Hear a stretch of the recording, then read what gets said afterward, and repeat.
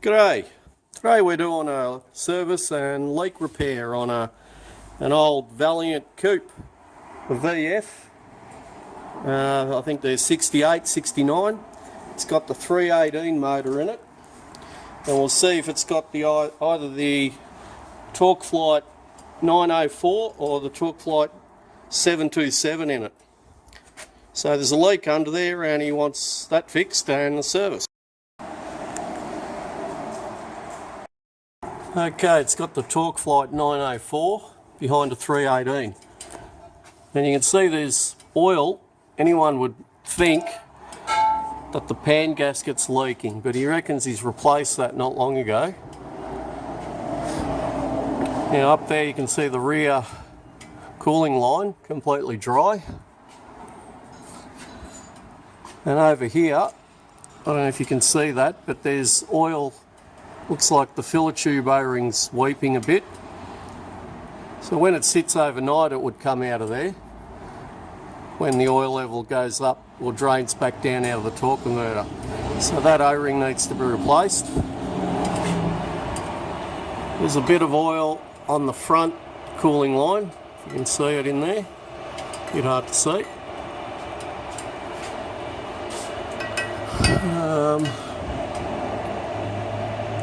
That little switch there looks like it's actually leaking out of there, and above that is the selector shaft seal. So it's leaking in four places. It's also not selecting first gear. And we check this grommet here. Just make sure that bushing's not worn. So you might need to readjust that. And also this cable is rubbing on there, so eventually that would rub through and he'd have other problems. There's a few little tidy ups to do on it. And you can see how worn that bush is there. Go on. Just go backwards and forwards slowly. Just jiggle it. That's it. No, you don't have to go into gear, just go forwards and back, that's it. You can see how sloppy that is. So that bush will need replacing, and that possibly will be able to select first gear then. So when first gear is when it's going forward in this one, not back. Okay, now I've just taken the bolts off the cross member just to lower it down, just so I've got a little bit more access here to get to this seal here. So now we're going to drop the pan. We've got the pan off. You can see it's got the varnish on there, so the oil has been changed for quite a while in this. Anyway, we're just going to take the filter off, take the linkage bolts out there for the kickdown and the selector, and just lower that valve body right down so we can get access to that seal and the lip seal for the kickdown. Okay, I've got the kickdown linkage off. We're just going to undo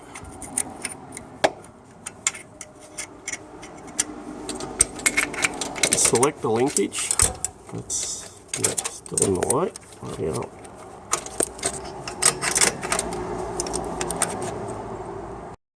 Okay, we've got the linkages off.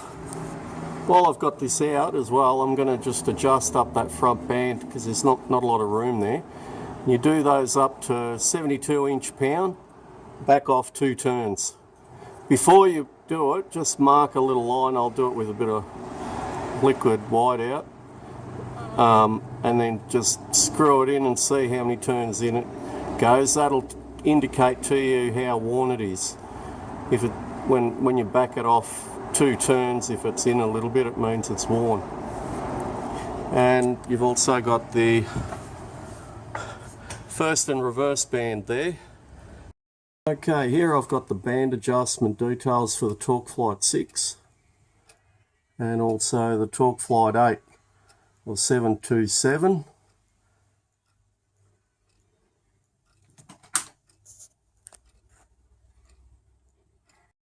Okay, we've got the linkages off. I'm just going to take these 7/16 bolts out and that whole valve body will just drop down then. Now I've just undone 1, 2, 3, 4, 5, 6, 7, 8, 9, 10 bolts there. Now I'm just going to let it drain a little bit. Okay, in the end I just took the little circlip off that rod there, and the rod's still remaining in where it should be, so it's just a matter of pushing it back in, putting that circlip on. And now we're going to take this circlip off here, and that's your kick down lever there. So there's a little lip seal in here. I've just pushed that shaft through a little bit, and there's the little kick down seal. There's a new selector seal. There's the old one, and you see the hole in the middle, it has stretched out a little bit. So hopefully if it was leaking there, this will take it up, and we'll also replace the other one. Got the new seal in, a little washer, and a circlip, boom. The seal runs, I'm just going to give it a little bit of a linish. It's nice and smooth.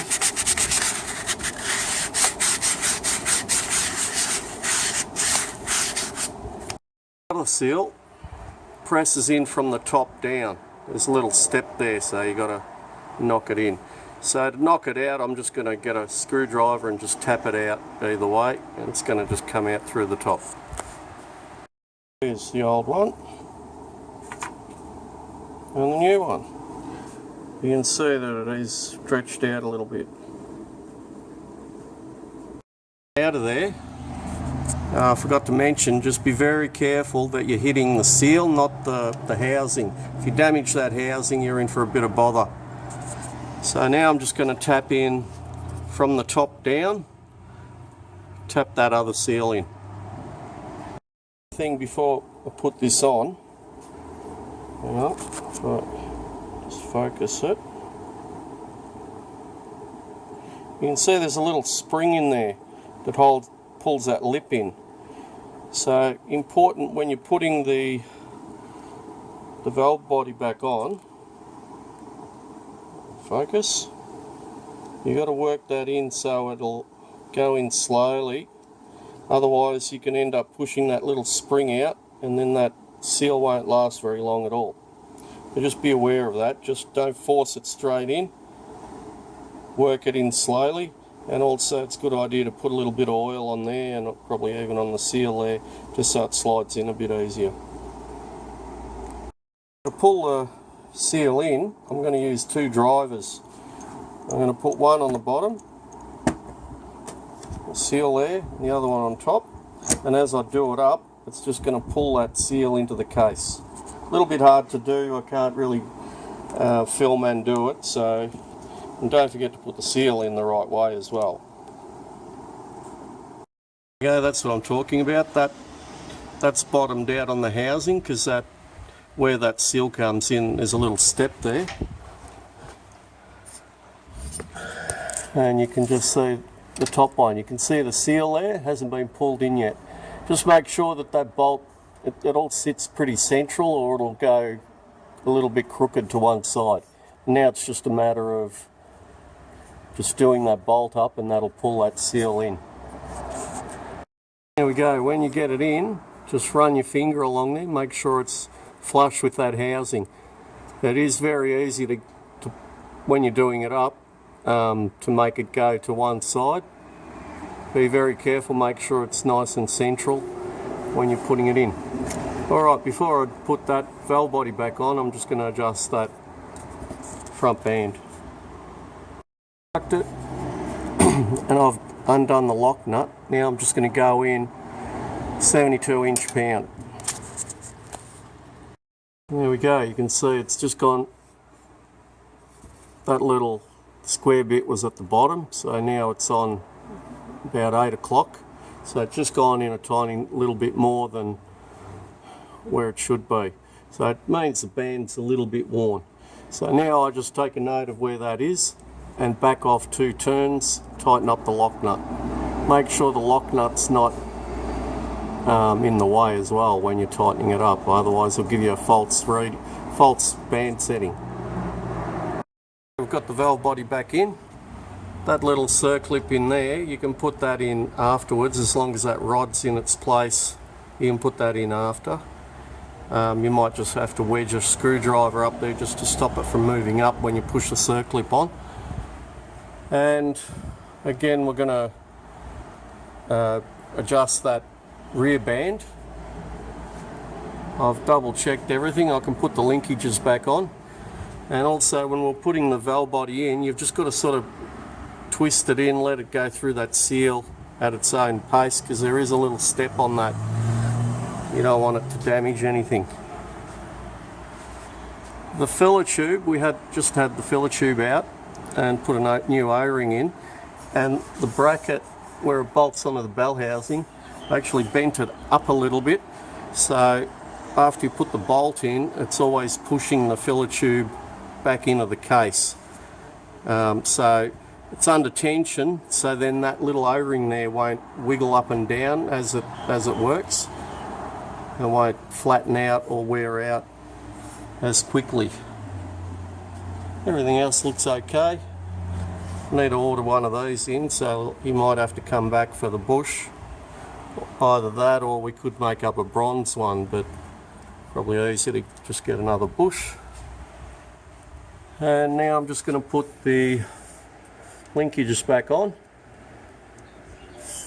We've got the transmission all back together.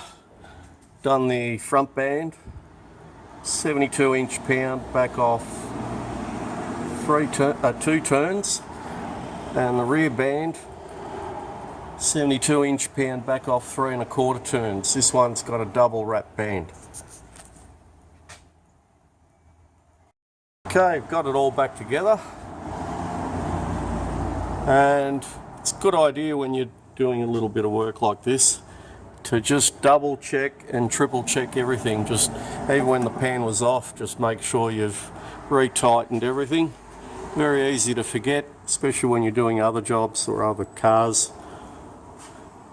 So I've just blown all the oil out that might have seeped on there, and now we're going to fill it up. So we're going to be using the original Dextron 2, or Type D. Valvoline call it Type D. And the filler tube is right under there. I'm going to put in about 4 litres, and then I can leave the motor running and check the oil, top it up as needed. About 4 litres in.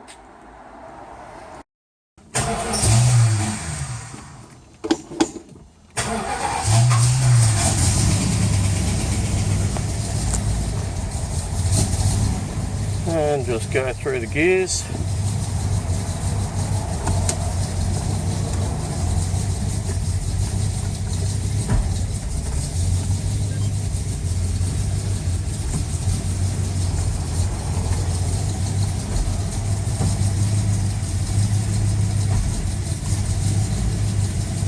A few times.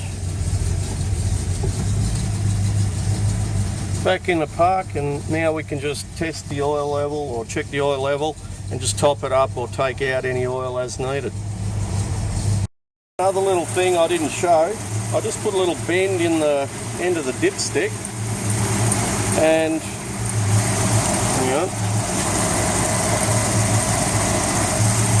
and I just ground down that just so it jumps over that little step when you're putting in the filler tube there. So what will happen is that bit will hit that little bump where the O-ring goes. So I've just shaped it just so it goes in nice and easily, and it'll go straight in now. The owner was having a little bit of trouble putting it in.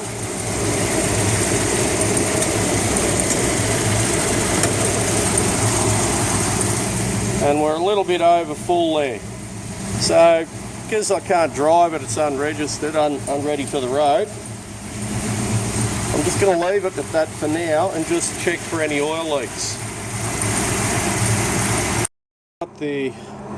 Put bush out of the selector there, and I'm just going to spin one up out of a piece of nylon there. So I'll probably make it a centimetre wider each side, so it'll have more surface area, so it won't wear out as quickly.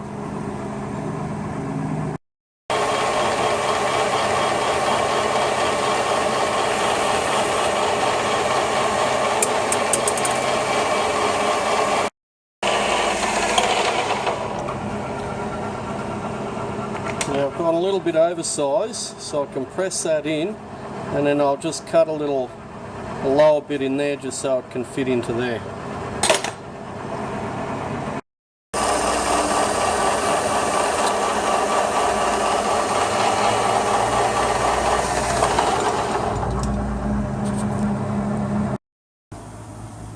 Now I've made the bush heaps wider than that, because if you can see there, it's worn right down.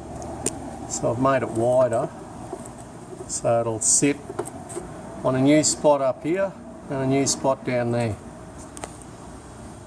Made a little step there so it goes, I've got to press it in to go onto that bracket.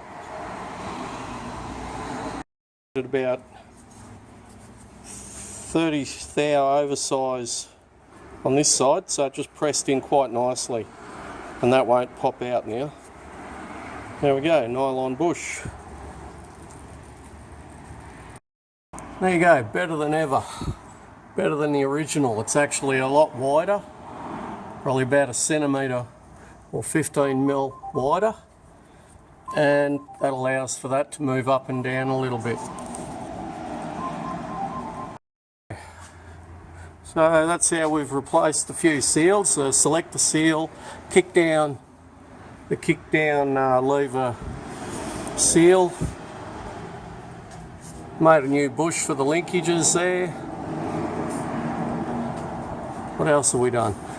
Replaced the O-ring on the filler tube, and we bent that little bracket so it's always pushing the filler tube down so it can't have that flex effect and wear the seal out. And that's basically it. And the band adjustment service, he just replaces the filter on it not long ago, so that's why we just blew it out.